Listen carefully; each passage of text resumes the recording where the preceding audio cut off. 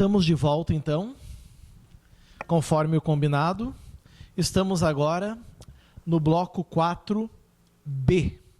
Bloco 4B, entrando na seção 3 agora, meus amigos. Seção 3, falando do asilado. Muitos dizem, professor, eu sei. São aquelas pessoas que moram nos asilos, os velhinhos. Boa piada, né? Não. Asilo aqui, amigos, é asilo político, certo? Asilo político. É regulado, é regulamentado pela lei de imigração, certo? Vamos ver o que diz o artigo 27. Ele já começa dizendo, o asilo político constitui ato discricionário do Estado. Discricionariedade quer dizer o quê?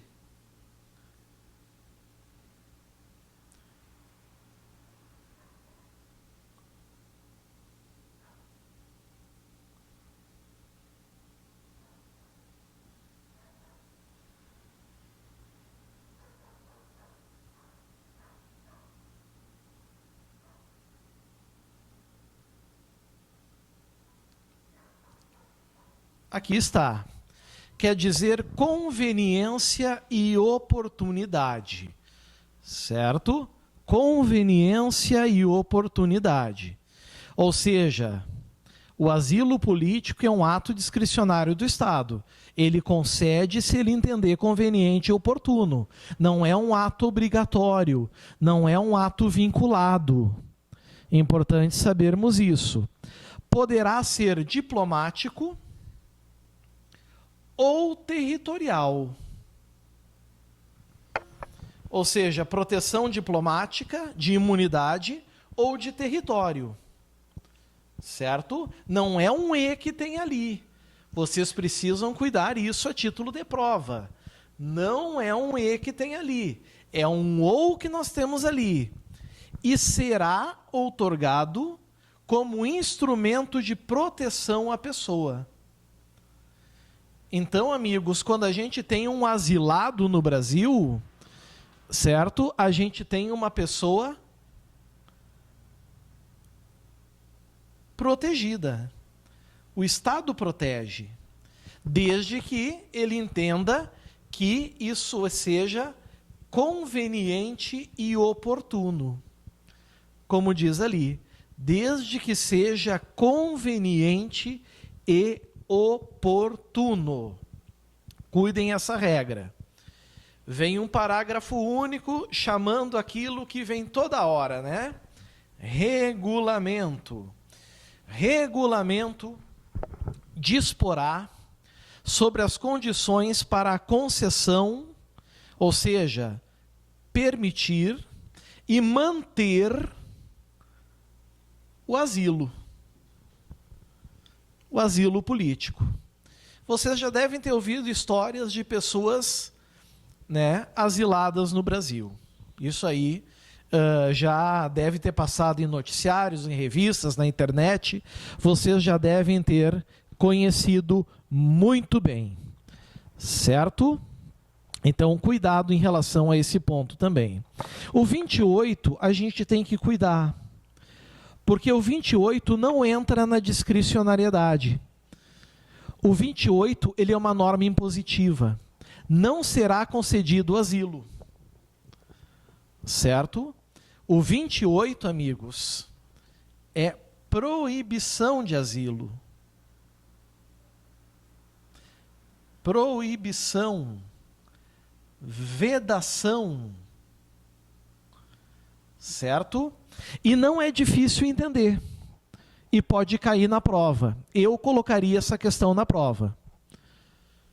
Eu, honestamente, colocaria essa questão na prova. Não se concederá asilo,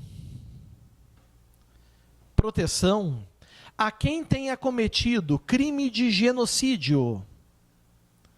O que é o genocídio, pessoal? E esqueçam essa bobagem de dizer que fulano é genocida, Beltrano é genocida. As pessoas que dizem isso nem sabem o que é genocídio. Genocídio, amigos, é o dolo, é a intenção de exterminar determinada raça ou etnia. Existe uma lei que é a lei do genocídio. Então essa historinha de que o presidente é genocida porque não trouxe vacina, não comprou vacina, isso é um disparate de ideologia política, que não serve nem para um lado nem para o outro, só para confundir a cabeça das pessoas. Genocídio, certo? É o dolo e a intenção de matar pessoas, mas não para matar ela, e sim para exterminar grupos étnicos, raciais, certo? Por questões desse sentido. Então, cuidem com isso. Genocídio, crimes contra a humanidade, como o terrorismo, por exemplo, crime de guerra, são tudo, o que tem tudo a ver aqui? Crimes internacionais, não é verdade? Isso é o que tem em comum aqui. Tudo isso são crimes internacionais, ou crime de agressão. Esse é o único que não, em si não seria internacional, mas acaba se tornando internacional porque diz, nos termos do Estatuto de Roma, do Tribunal Penal Internacional de 98, que é quem julga o genocídio, os crimes contra a humanidade, o crime de guerra e crime de agressão, promulgado pelo decreto 4388 de 2002. Certo? Essas pessoas não recebem asilo no Brasil. Ah, mas e se for conveniente e oportuno? Não há discricionariedade, não há conveniência e oportunidade nesses casos. Compreenderam isso? Não há conveniência e oportunidade nessas situações. Então, cuidado em relação a esses detalhes que nós estamos vendo aí. E a gente fecha o slide com o artigo 29. A saída do asilado do país sem prévia comunicação implica renúncia ao asilo. Cuidado, porque na tua prova vai vir uma questão assim, ó. A saída do asilado do país implica renúncia do asilo. Não, se ele comunicar previamente, ele continua asilado. Então, cuidado com o que eu acabei de sublinhar aqui, ó. É condição sine qua non. É sem prévia comunicação. Certo? Aí, se ele quiser receber auxílio de novo do Brasil, precisará ele passar por todo o procedimento. Então, amigos, eu convido vocês agora a sublinhar, a marcar, a destacar tudo o que está nesse slide, por gentileza. Marquem aí, com toda atenção, anotem, sublinhem, escrevam, pela importância que isso possui.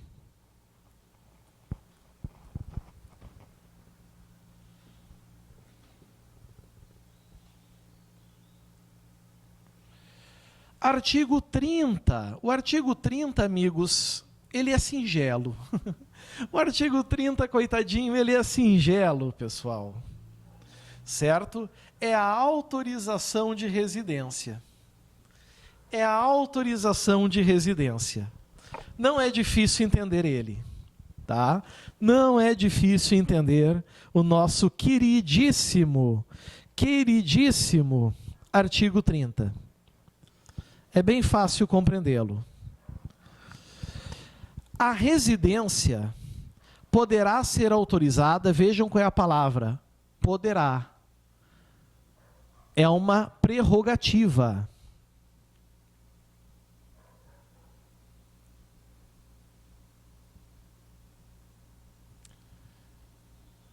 Não é uma vinculação, não é uma obrigatoriedade, não é uma norma impositiva. A residência poderá ser autorizada mediante registro ao imigrante, ao residente fronteiriço,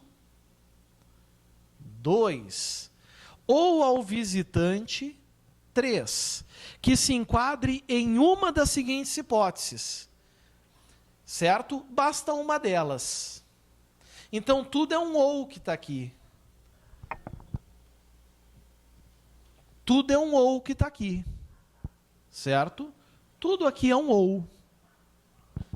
A residência tenha como finalidade pesquisa, ensino ou extensão acadêmica. Já vimos isso? Já, não é verdade? Já vimos isso. Então, ele tem autorização para morar ali, para fixar uma residência ali, para ter uma casinha. Tratamento de saúde, está aqui, pelo tempo necessário. Acolhida humanitária, meus amigos. Já vimos também, não é verdade? Casos de calamidade. Estudo, pessoal, reconhecimento pelas instituições de ensino do Brasil. Trabalho, desde que reconhecido também, mas o trabalho não precisa ser formal. Pode ser trabalho formal ou trabalho informal. Também já vimos isso.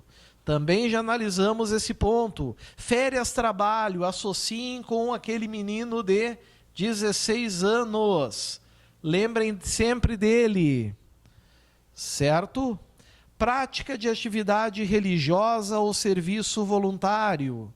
Aqui está também. A gente já viu esse rol. A gente já viu esse rol para o visto de visita, né? Para o visto temporário. H, realização de investimento ou de atividade com relevância econômica, social, científica, tecnológica ou cultural. E reunião familiar. Essa listinha já foi vista, então a gente apenas está fazendo o que agora aqui, pessoal? A gente está apenas reforçando-a, não é verdade? Assim como o legislador também está fazendo isso. O legislador está reforçando essa característica. Algumas coisinhas estão escritas, é só anotar, lembrar, a gente segue.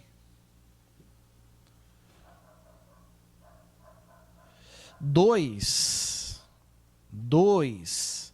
Aquele foi o inciso 1, que estava em Romanos.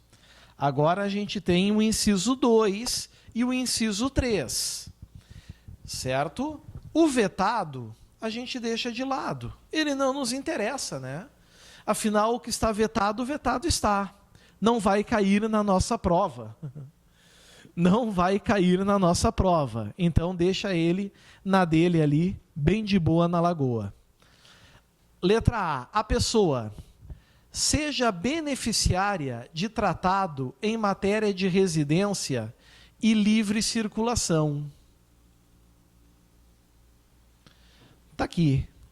Tem tratado em matéria de residência e livre circulação, ela tem direito à residência.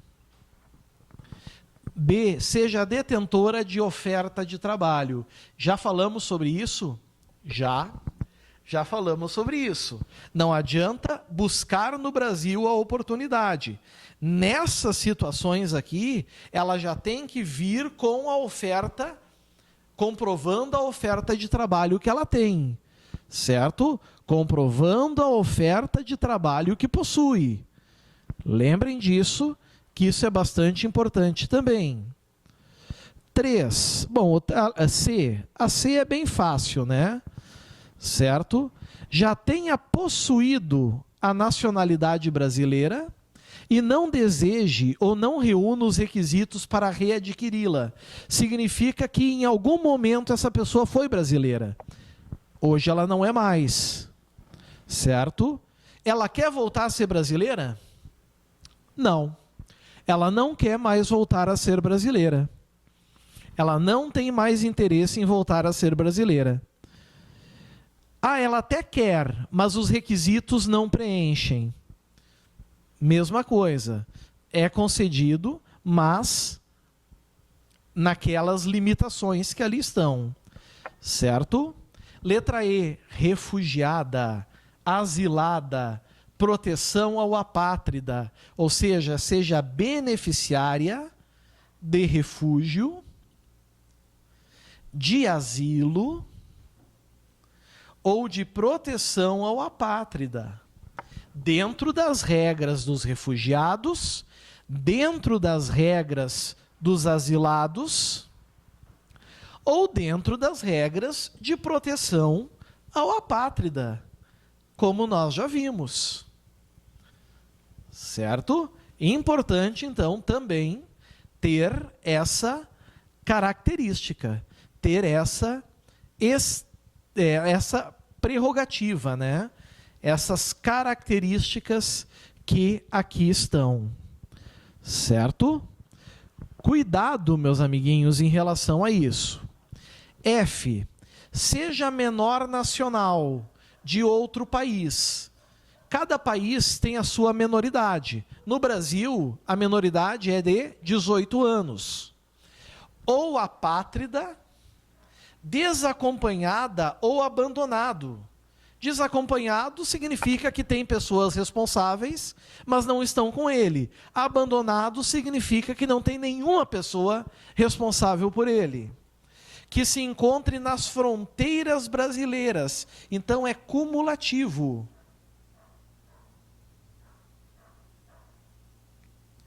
Que se encontre nas fronteiras brasileiras ou em território nacional. Também tem direito. Certo? Letra G.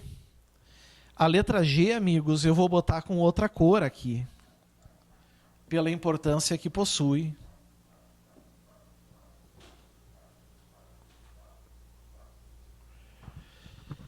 No Estatuto do Estrangeiro, não tinha essa letra G. Na Lei de Imigração, ela entrou. Certo? Na Lei de Imigração, ela acabou entrando. Tenha sido vítima, não é autora, vítima de tráfico de pessoas. Tráfico de pessoas é crime do Código Penal brasileiro. De trabalho escravo, redução à condição análoga de escravo, é crime do Código Penal brasileiro. Ou de violação de direito agravada por sua condição migratória. Está aqui. Essa G eu botei em azul porque é um palpite para a prova. Certo? Coloco em azul exatamente por isso, por eu entender que seja aqui um palpite para a prova. Ok? Vamos cuidar então também esse ponto. H. Esteja em liberdade provisória. O que é liberdade provisória, pessoal? Amigos, o sujeito foi preso em flagrante. Tá? Ele foi preso em flagrante. Quando ele é preso em flagrante, o crime que ele comete pode ser afiançável ou inafiançável. Fiança é uma garantia que ele dá para sair pela porta da frente da delegacia. Os crimes inafiançáveis no Brasil, que não permitem pagar fiança, são os crimes hediondos, o tráfico de drogas, o terrorismo e a tortura. Todos os outros são afiançáveis. Alguns pelo delegado, outros pelo juiz. Quando a pena máxima ultrapassa 4 anos, só o juiz pode arbitrar fiança. Então esse indivíduo vai para a cadeia pública e vai ser marcada uma audiência de custódia. Nessa audiência de custódia, o juiz vai ver se estão presentes os requisitos da prisão preventiva. Se estiverem presentes os requisitos da prisão preventiva, ele vai converter a prisão em flagrante em prisão preventiva. Ok? Ele vai converter.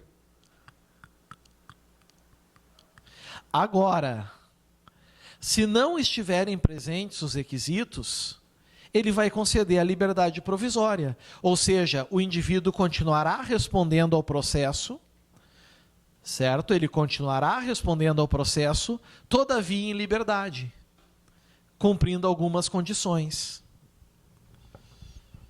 Certo? Então, se ele está em liberdade provisória, ele tem direito à residência, ou cumprindo pena no Brasil.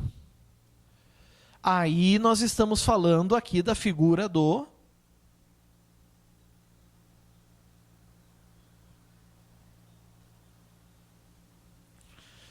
Aí nós estamos falando, amiguinhos, da figura do condenado. Certo? Estamos falando da figura do condenado, indivíduo que está cumprindo pena.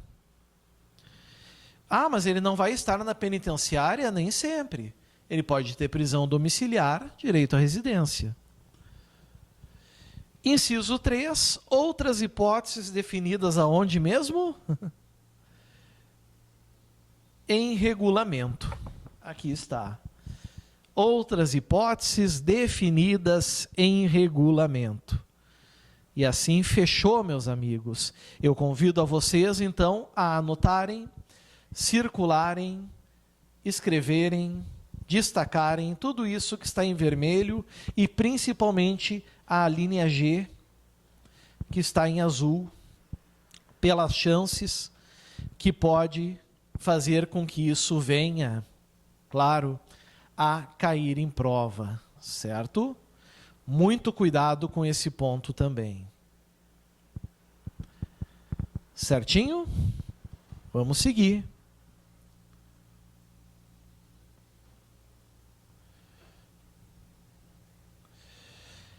Entramos agora num parágrafo primeiro. O parágrafo primeiro, ele é um caso que não vai permitir a autorização de residência. Ele é bem claro, não se concederá,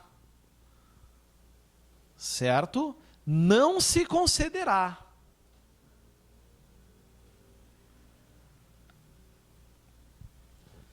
Não se concederá a autorização de residência à pessoa condenada criminalmente no Brasil. Ah, e se for por contravenção? Não tem problema. A lei fala em crime, ela não fala em contravenção. Ou no exterior, por sentença transitada em julgado. O que é isso? Não cabe recurso. É irrecorrível. A decisão é definitiva. Certo? Não cabe recurso, ela é definitiva, desde que a conduta esteja tipificada na legislação penal brasileira. Certo? É homicídio no Brasil, é homicídio no exterior. Ok? Mas tem que estar tipificado no Brasil, seja no nosso Código Penal brasileiro, seja nas leis penais especiais, como, por exemplo, a Lei 11.343 de 2006, que é a Lei de Drogas, ou a Lei 10.826 de 2003, que é o Estatuto do Desarmamento. Certo? Ressalvados. Esse ressalvados que está aqui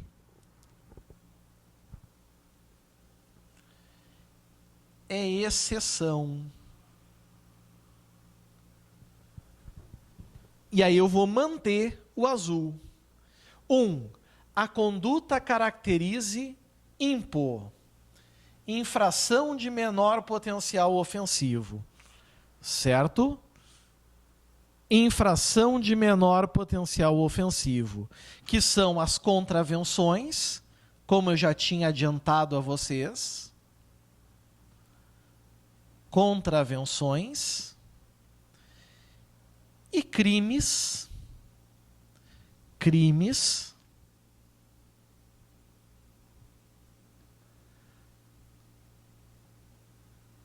cuja pena máxima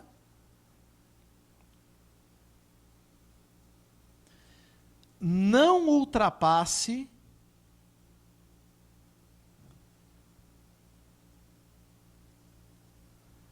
dois anos. Isso é o conceito que a gente tem de infração de menor potencial ofensivo. Está na Lei 9.099 de 95. Certo? 2. Está vetado. Vetado não nos interessa. Vocês concordam comigo? Se está vetado, não nos interessa.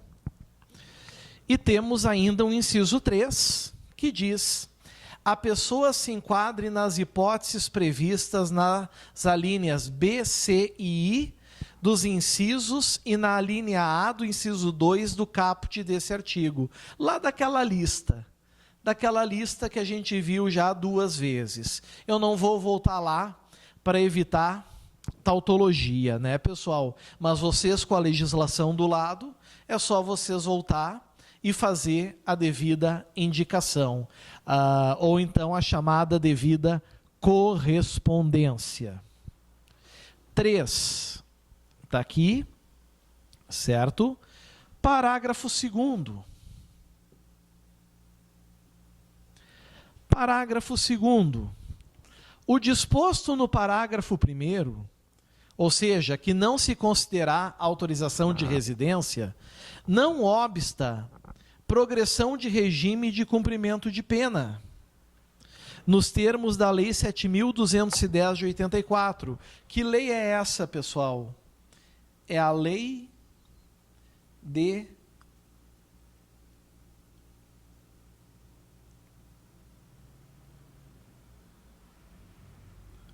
Execução Penal, certo?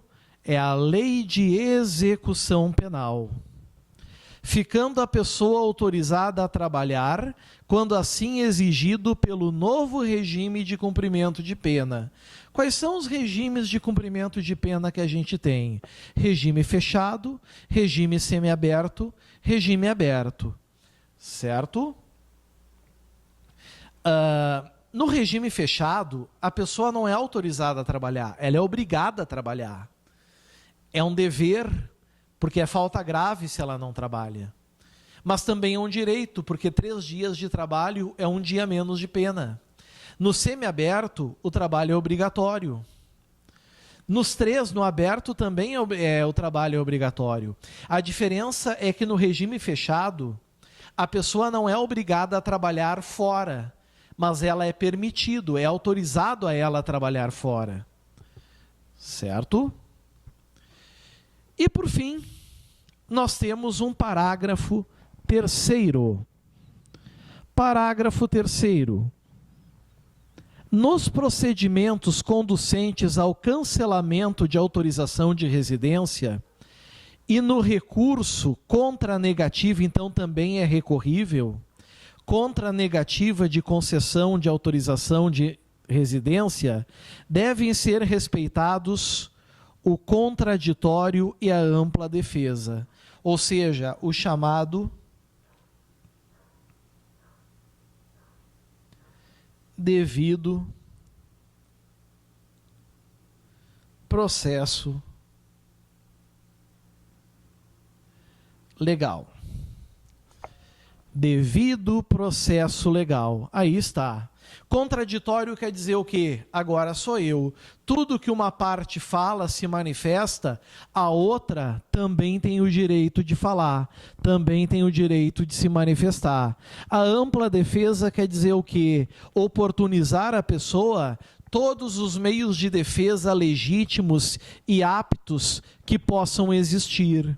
Certo? Caso isso não seja obedecido, nós vamos ter, amigos, um procedimento ilegal. Certo? E aí ele deveria ser novamente refeito. Eu convido os senhores, agora, por gentileza, a anotar, a destacar, porque tem muita coisa nesse slide, eu reconheço para vocês, que são importantes e que podem marcar presença na prova dos senhores. Marquem, escrevam, anotem, pauseiem se for o caso, mas não deixem de marcar nota. Ok?